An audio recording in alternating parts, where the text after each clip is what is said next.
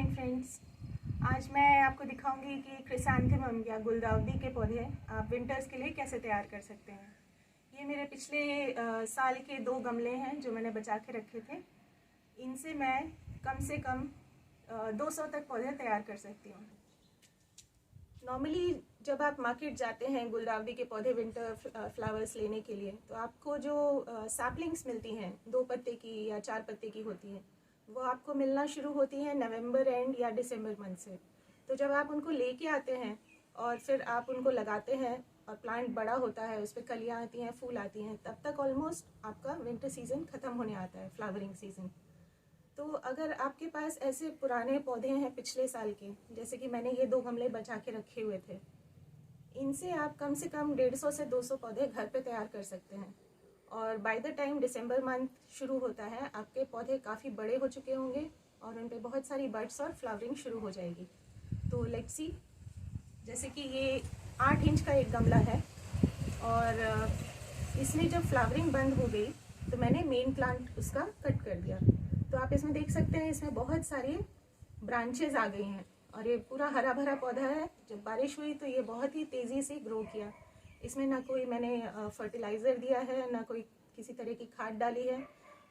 अब इसको कटिंग्स कैसे लेनी है, देखिए ये पूरे ऊपर से नीचे तक, इसमें ऊपर जो सॉफ्ट पार्ट है हमें सिर्फ वही लेना है, अप टू 2 इंचेस और 3 इंचेस।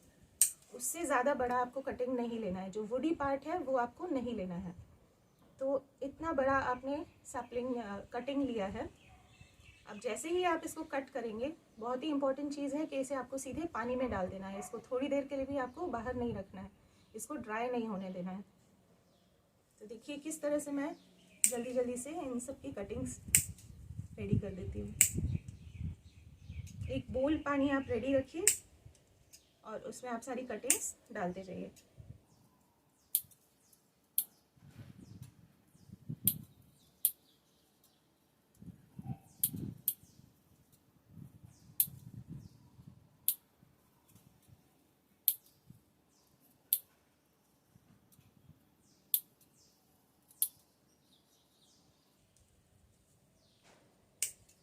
और इनसे आप कितनी भी कटिंग्स बना सकते हैं, क्योंकि जहाँ से मैं कट कर रही हूँ उसके बाद वहाँ से नया ब्रांचेस निकलना शुरू हो जाती हैं, नई शूट्स आना शुरू हो जाती हैं। तो ये काम आप जून से लेके अगस्त मंथ तक कभी भी कर सकते हैं, जब तक कि बारिश का मौसम चल रहा हो। जितना जल्दी आप करेंगे उतना जल्दी आपका प्लांट मैच्योर होगा और फ्लावरिंग के लिए रेडी हो जाएगा।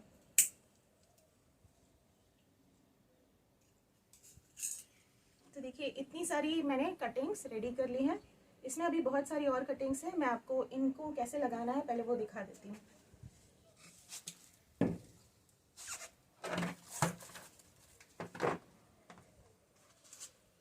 ये देखिए, ये जो कटिंग्स हमने ली हैं इनमें हमें ऊपर के सिर्फ 2 पत्ते रखने हैं, बाकी सब कुछ हटा देना है। क्योंकि अगर इनको हम नहीं हटाएंगे और हम कटिंग लगाएंगे तो क्या होगा, इन पत्तों को सर्वाइव करने के लिए प्लांट अपनी सारी एनर्जी दे देगा। तो मैक्सिमम ये जो छोटी सी पत्ते की कली है आप उसको छोड़ सकते हैं और एक लीफ आप और छोड़ सकते हैं। जितने कम आप वज़न रखेंगे पौधे में, उतना जल्दी वो रूट्स पे ध्यान देगा और ग्रो करेगा।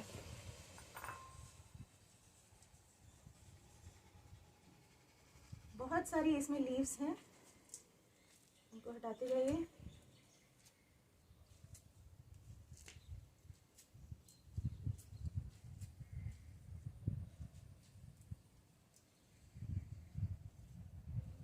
सिर्फ जो ऊपर नया पत्ता उसमें निकल रहा है उसको आपको रखना है और एक फुली ग्रोन मैच्योर्ड लीफ आप उसमें छोड़ सकते हैं।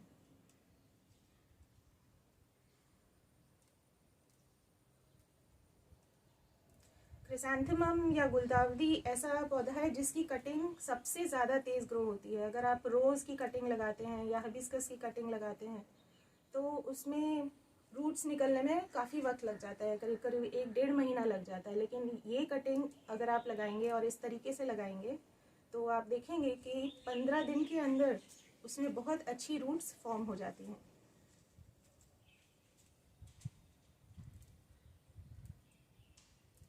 तो देखिए कुछ प्लांट कटिंग्स मैंने रेडी कर दी है, बाकी को मैं पानी में इसी तरह छोड़ देती हूँ बाद में करने के लिए। अब नेक्स्ट स्टेप जो आपको करना है वो है रूटिंग हार्मोन का यूज़। ये एक रूटिंग हार्मोन पाउडर है। आप रैंडमली कोई भी ऑनलाइन खरीद सकते हैं। मोस्टली सब रूटिंग हार्मोन पाउडर एक जैसे ही होते हैं और ये बहुत एक्सपेंसिव भी नहीं है। आप एक बार खरीदेंगे तो ये आपका 2-3 साल तक आराम से चल जाएगा। मैंने और भी बहुत सारे तरीके हैं, रूटिंग हार्मोन के बिना भी आप कटिंग्स ग्रो कर सकते हैं, लेकिन सबसे बेस्ट रिजल्ट जो मिलता है वो इसके साथ ही मिलता है। तो थोड़ा सा रूटिंग हार्मोन पाउडर मैंने लिया है इसमें, और जो भी कटिंग्स हैं कुछ का मैं डेमो आपको दिखा देती हूँ।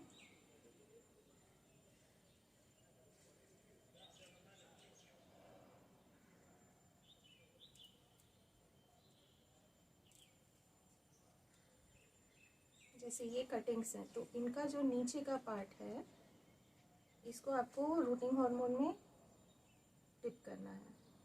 तो आप इसी तरह रखते जाइए उसको, ताकि ये कुछ देर इसमें रूटिंग हार्मोन लगा भी रहे, क्योंकि एक बार हम इसको मिट्टी में डाल देंगे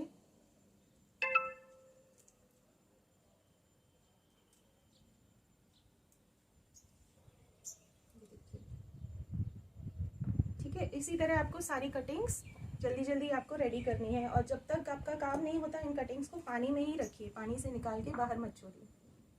नेक्स्ट जो स्टेप है ये देखिए, इन कटिंग्स को हमें लगाना किस में है। तो कटिंग्स को आप बहुत सारे मीडियम्स में लगा सकते हैं, बट जो बेस्ट मीडियम है गुलदाउदी के लिए वो है सैंड। आप इसको कोकोपीट में भी लगा सकते हैं, मिट्टी में भी लगा सकते हैं। कटिंग तो आपकी लग जाएगी, लेकिन जितनी नंबर ऑफ वाइट रूट्स उसमें फॉर्म होती हैं वो सबसे बेस्ट मैंने देखा है, और सबसे जल्दी जो फॉर्म होती है वो होती है सैंड में। नॉर्मल सैंड है, किसी भी तरह की आप सैंड ले सकते हैं, मोटी हो या बारीक हो। बस सबसे इम्पॉर्टेंट चीज़ है कि आपको उसको धोना है अच्छी तरह से कम 5 बार, क्योंकि सैंड में बहुत सारी गंदगी निकलती है। तो आप इसको किसी बड़े बकेट में लेके 5-6 बार उसको अच्छे से धोइए, उसको अच्छे से मसल के, जब तक उसमें गंदा पानी फेंकते जाइए, और साफ़ पानी जब तक आने ना लगे तब तक आपको उसको वॉश करना है। फिर आपको उसको धूप में छोड़ दीजिए 1 दिन के लिए। तो उसमें जो भी बैक्टीरिया जर्म्स होंगे जिनसे कटिंग्स में इन्फेक्शन हो सकता है या कुछ जर्म्स आ सकते हैं वो सब धुल जाएंगे। बहुत बार इसमें स्नेल्स भी बहुत सारे निकलते हैं, तो स्नेल्स के जो एग्स होते हैं वो सब भी इस प्रोसेस से साफ़ हो जाते हैं। तो कुछ भी ऐसा ब्रॉड वाला आप गमला लीजिए जिसमें सरफेस एरिया ज़्यादा हो, जिसमें मैक्सिमम आप ज़्यादा कटिंग्स लगा सकें, क्योंकि ज़्यादा डेप्थ की हमको इसमें ज़रूरत नहीं है।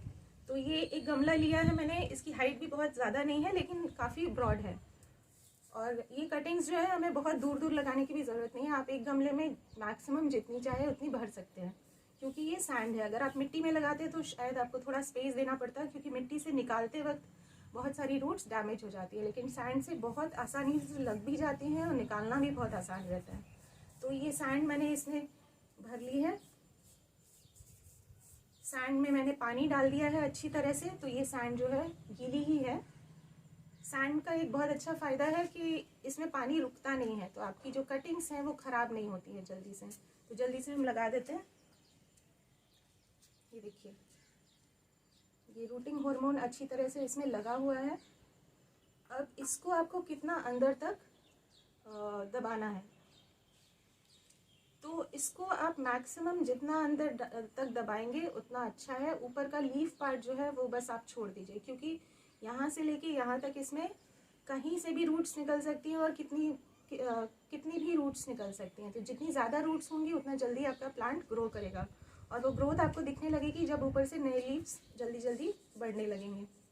तो ऐसे स्पेस बना के मैंने इसमें डाल के इसको दबा दिया।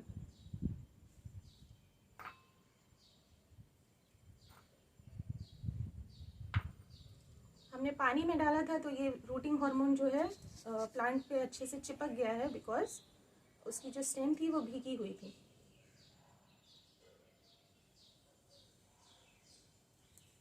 इसको आप कितना भी पास लगा सकते हैं, कितना भी स्पेस देके लगा सकते हैं, इससे कोई फ़र्क नहीं पड़ेगा।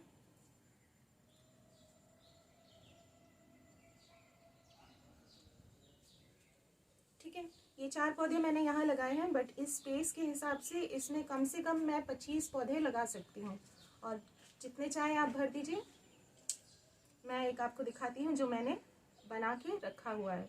अब इसको आप रेडी करके एक शेडी कॉर्नर में रख दीजिए। इसको डायरेक्ट धूप में आपको नहीं रखना है, और बस किसी स्प्रेयर से आप इस पर दिन में एक बार पानी स्प्रे कर दीजिए, और धूप में नहीं रखना है। बारिश का मौसम है तो इसमें बहुत जल्दी अपने आप रूट्स डेवलप हो जाए। ये देखिए, ये वाला मेरा वो गमला है जो मैंने 15 दिन पहले सेम प्रोसेस से कटिंग्स लगाई थी, और 2-2 पत्ते मैंने ऊपर छोड़े थे, बट आप देख सकते हैं इसमें कितने सारे पत्ते डेवलप हो चुके हैं। मतलब आई एम श्योर कि इसकी रूट्स जो हैं बहुत अच्छे से डेवलप हो गई हैं। ये प्लांट हमारा आगे के प्रोसेस के लिए तैयार है, क्योंकि इसे हम बहुत दिन के लिए सैंड में नहीं छोड़ सकते हैं, बिकॉज इसको अपना ग्रोथ पकड़ने के लिए न्यूट्रिशन की ज़रूरत है।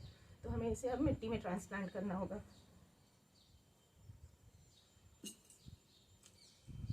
तो जैसे ये वाला प्लांट मैं निकाल के देखती हूँ इसकी रूट्स कैसी बनी हैं।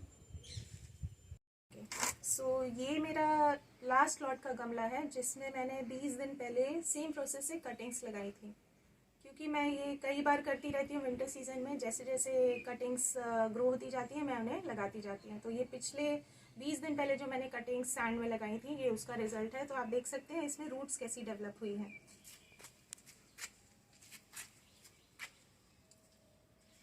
इसको आपको बहुत डेलिकेटली निकालना है, क्योंकि इतनी मेहनत से हमने जो कटिंग्स लगाई हैं उनकी रूट्स निकालते वक्त कहीं डैमेज ना हो जाए। तो एकदम आराम से आप काम कीजिए।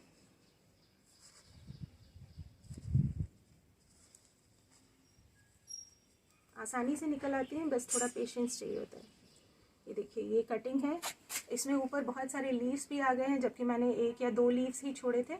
और इसकी रूट्स देखिए, काफ़ी सारी वाइट रूट्स हमें दिख रही हैं। सैंड अगर आप अच्छे से झाड़ के दिखाऊं मैं आपको, तो ये इतनी सारी, थोड़ा पास से दिखाइए,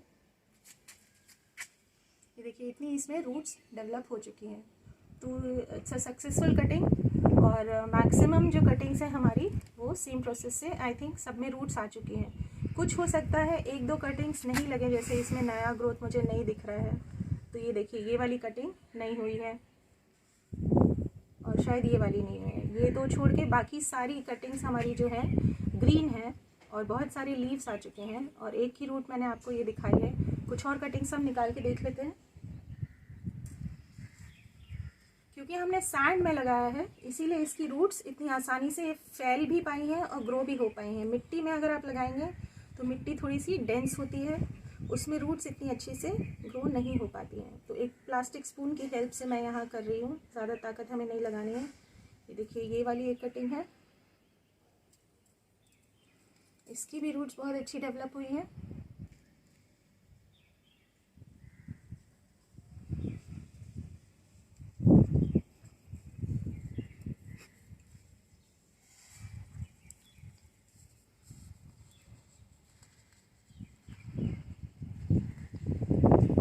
जैसे जैसे बारिश के मौसम में आप कई राउंड्स में इन्हें डेवलप कर सकते हैं, बहुत सारे पौधे आपको मिल जाएंगे। तो ये देखिए, कुछ कटिंग्स मैंने निकाली हैं, इनकी रूट्स देखिए कितनी अच्छी डेवलप हो चुकी हैं। इन्हें अब आप ज़्यादा दिन सैंड में नहीं छोड़ सकते हैं, नहीं तो ये अपनी ग्रोथ इनकी रुक जाएगी। अब इनको न्यूट्रिशन की ज़रूरत है, तो अब हम इन्हें दूसरे पॉट में शिफ्ट करेंगे। तो उसके लिए हम मिट्टी किस तरह तैयार करेंगे। अब इसे मिट्टी की ज़रूरत है, क्योंकि न्यूट्रिशन मिट्टी और खाद में जो मिलने वाली है वो इसे सैंड में नहीं मिलती।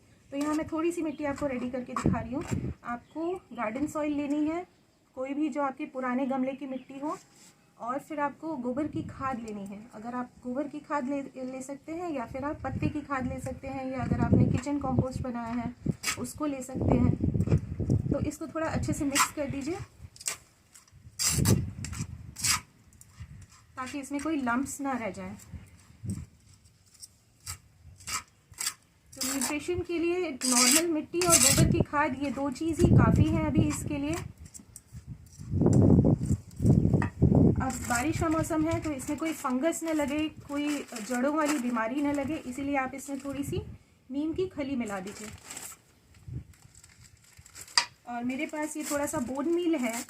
Bone meal plants, flowering plants के लिए बहुत ही अच्छा होता है, तो मैं ज़रा सा बोन मील इसमें मिला दूंगी। अगर आपके पास नहीं है तो आप इसको स्किप कर सकते हैं। मतलब जो भी टाइप की आपके पास खाद है, अगर आप इस वक्त थोड़ी थोड़ी सी सारी मिला के अगर बना देंगे तो बहुत लंबे टाइम तक आपको फिर दोबारा कोई खाद इसको नहीं देनी पड़ेगी।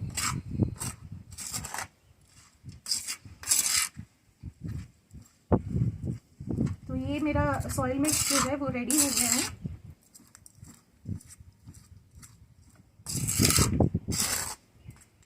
अब देखिए ये इतनी छोटा सा प्लांट है और इतनी सी इसकी रूट्स है। फाइनली हमें इसे 10 इंच या 12 इंच के गमले में शिफ्ट करना है। लेकिन अगर अभी हम इतने छोटे से प्लांट को 10 या 12 इंच के गमले में शिफ्ट कर देंगे तो क्या होगा, उतनी सारी एक्स्ट्रा मिट्टी की वजह से हमेशा गमले में मॉइस्चर बना रहेगा और ये प्लांट को उतनी मिट्टी की अभी ज़रूरत नहीं है। तो इसमें कुछ इन्फेक्शन हो सकता है या प्लांट की ग्रोथ उतनी अच्छी ना हो या मॉइस्चर की वजह से प्लांट ख़राब हो जाए। तो जितना बड़ा प्लांट होता है, जितनी बड़ी रूट्स होती हैं, उसी हिसाब से हम नेक्स्ट उसका कंटेनर डिसाइड करते हैं। अब हमारे पास जो कटिंग्स रेडी हैं उन्हें हमें नेक्स्ट पॉट में शिफ्ट करना है। तो इनके लिए पॉट साइज़ क्या सिलेक्ट करना चाहिए। फाइनली जो गुलदाउदी का पौधा जब फ्लावरिंग करता है, नॉर्मली उसे हम 10 से 12 इंच के गमलों में लगाते हैं। लेकिन क्योंकि ये कटिंग्स अभी बहुत छोटी हैं, अगर अभी ही नहीं हमने 10 से 12 इंच के गमलों में लगा दिया तो ये ख़राब होने के चांसेस हैं, क्योंकि रूट्स ऊपर ऊपर रह जाएंगी और नीचे जो है हमेशा मॉइस्चर वाली मिट्टी बनी रहेगी, क्योंकि बारिश का भी मौसम है। तो हम नहीं चाहते कि इतने बड़े पॉट में अभी हमें नहीं लगाए, तो अभी हमें छोटे पॉट्स में लगाना है जो कि प्लांट के साइज़ के हिसाब से सही हो। तो या तो आप इस तरह के छोटे छोटे जो नर्सरी कप्स आते हैं उनमें आप इनको लगा सकते हैं। इसकी हाइट मैक्सिमम 3 इंच होगी, आई थिंक 3 या 4 इंच होगी। या तो फिर इस तरह के 6 इंच के पॉट में आप इसको ग्रो कर सकते हैं। इसमें भी बहुत कम मिट्टी बनती है और इसको फिर आप काफ़ी दिनों तक इसमें ही छोड़ सकते हैं। लेकिन इतने सारे पॉट्स रखना, क्योंकि हम बहुत सारी कटिंग्स बना रहे हैं, तो इतने सारे पॉट्स कभी कभी नहीं होते हमारे पास, तो हम इस तरह के नर्सरी बैग्स यूज़ कर सकते हैं। ये जो बैग्स हैं ये मैंने ऑनलाइन मंगाए हैं। 100 बैग्स केम एट अराउंड 250 और 300 रुपीज़। सो इतने सारे प्लास्टिक पॉट्स या मिट्टी के पॉट छोटे छोटे हमें ख़रीदने की ज़रूरत नहीं। तो I bought these 100 bags and मुझे ये काफ़ी यूज़फुल लगे। इन बैग्स का साइज़ क्या है, ये देखिए, ये इतना बड़ा बैग है और इसमें काफ़ी सारे होल्स बने हुए हैं। तो नॉर्मल पॉट्स में जैसे हमें नीचे गिट्टी डालनी होती है या कुछ फिल करना होता है, लेयर बनानी होती है, वैसा कुछ इसमें करने की ज़रूरत नहीं है।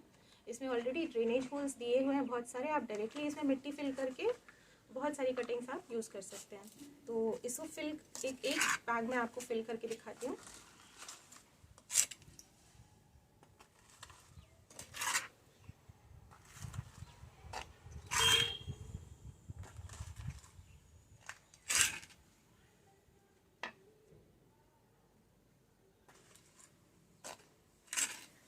इसको आप टॉप तक पूरा अच्छे से फिल कर दीजिए, क्योंकि ये मिट्टी अभी इसमें काफ़ी हवा है तो ये बैठ जाएगी मिट्टी धीरे धीरे। ये स्क्वायर टाइप का है तो ये अपने पोजीशन पे स्टैंड भी अच्छे से करता है। इसको आप टैप कर देंगे तो ये मिट्टी काफ़ी अंदर तक सेटल हो जाएगी। ठीक है, पर में आप ऐसे जितने आपकी कटिंग्स हैं उतने आप बैग्स रेडी कर लीजिए। इस बैग का फ़ायदा ये है कि अब अगले 2 महीने तक आप अपने प्लांट को इसमें छोड़ सकते हैं, जब तक कि आपको लगे कि प्लांट काफ़ी बड़ा हो गया है, उसकी रूट्स इतनी डेवलप हो गई होंगी कि पूरी मिट्टी इसकी यूज़ हो जाए। अभी से आपको गमलों को फिल करके रखने की ज़रूरत नहीं है, वो आप विंटर की स्टार्टिंग में भी कर सकते हैं। तो यहाँ कुछ बैग्स मैंने इस तरह से फिल किए हुए हैं, मैं आपको एक बार दिखा देती हूँ। तो इन बैग्स को फिल करने के बाद इसमें आप डायरेक्टली आपकी कटिंग जो है इसको आप अभी मत लगाइए, क्योंकि इसमें हमने खाद डाली है, इसमें हमने बोन मील मिक्स किया है, नीम खली डाली है। तो कभी भी आप जब पॉटिंग मिक्स रेडी करते हैं इमीडिएटली आप उसमें कोई भी कटिंग या कोई प्लांट मत लगाइए। इसमें आप पानी फिल करके रख दीजिए कम से कम 1 या 2 दिन के लिए। तो आप अपने सारे बैग्स तैयार कर लीजिए, उनमें डेली पानी डालिए। 2 दिन के बाद आप देखेंगे कि जो भी कुछ हमने इसमें डाला है अच्छे से मिक्स हो चुका है, तो वो किसी तरह से पौधा उसमें मरने के चांस नहीं रह जाते, जलने के चांस नहीं रह जाते। और मिट्टी जो है काफ़ी कूल ठंडी हो चुकी होती है, खाद वाद उसकी सब अच्छे से मिल जाती है। तो इसमें आप किस तरह लगाएंगे, देखिए ये बैग है जो मैंने 2-3 दिन पहले से फिल करके रखा हुआ है। इसमें अब हम क्या करेंगे, हम अपनी कटिंग को शिफ्ट करेंगे। तो इसमें आप बीच में ऐसा स्पेस बनाइए, आपको दिख रहा होगा, इसमें उतना स्पेस बनाइए जिसमें आपको लगता है कि आपकी जो कटिंग की रूट है वो अच्छी तरह से चली जाए। तो जैसे ये कटिंग है, इसकी रूट और शायद थोड़ा सा और ऊपर तक का पार्ट मैं इसमें डाल देती हूँ और फिर आप इसको अच्छी तरह से दबा दीजिए।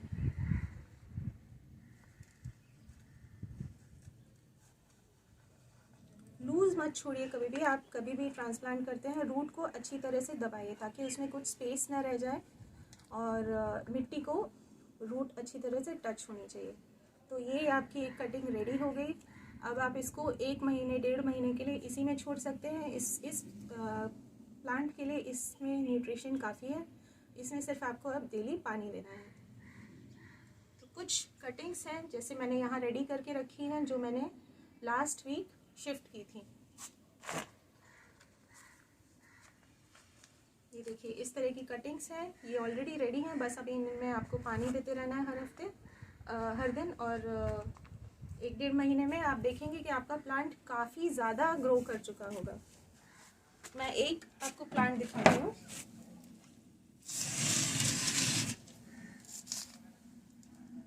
ये देखिए ये मेरा प्लांट है जो कि मैंने इसी साल कटिंग से तैयार किया है, लेकिन इन सब कटिंग से काफ़ी पहले कर लिया था।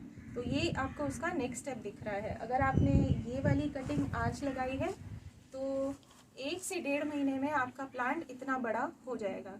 अब जब ये ग्रो कर रहा होगा, ये आपका फाइनल है जब आप बड़े गमले में उसको शिफ्ट कर देंगे।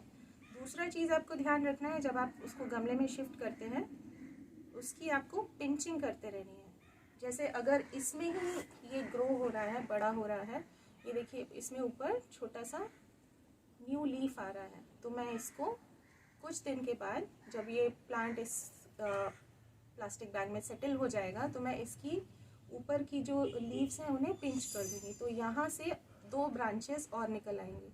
तो मेन एम हमारा है कि हमें अपने प्लांट को बुशी करना है। जैसे ये प्लांट है, ये काफ़ी बुशी है, इसकी स्टेम भी बहुत मजबूत है, लेकिन मैं हमेशा इसकी पिंचिंग करती रही। पिंचिंग जैसे हर ब्रांच पे जो नए लीव्स आ रहे हैं, ये देखिए ऐसा जो छोटा सा लीफ होता है इसको आपको पिंच करते रहना है। इससे क्या होगा, वहाँ से 2 ब्रांचेस निकलेगी, जहाँ से भी आप कट करते हैं वहाँ से वो एक ही जगह 2 ब्रांच उसकी हो जाती हैं, और फिर जितनी ज़्यादा ब्रांचेस होंगी उतनी ज़्यादा बर्ड्स होंगी, उतने ज़्यादा फ्लावर्स उगेंगे। तो इस तरह से देखिए ये प्लांट बहुत बुशी हो चुका है और बहुत जल्दी इसमें फ्लावरिंग होगी। जैसे ही विंटर सीजन स्टार्ट होगा इसमें फ्लावरिंग शुरू हो जाएगी।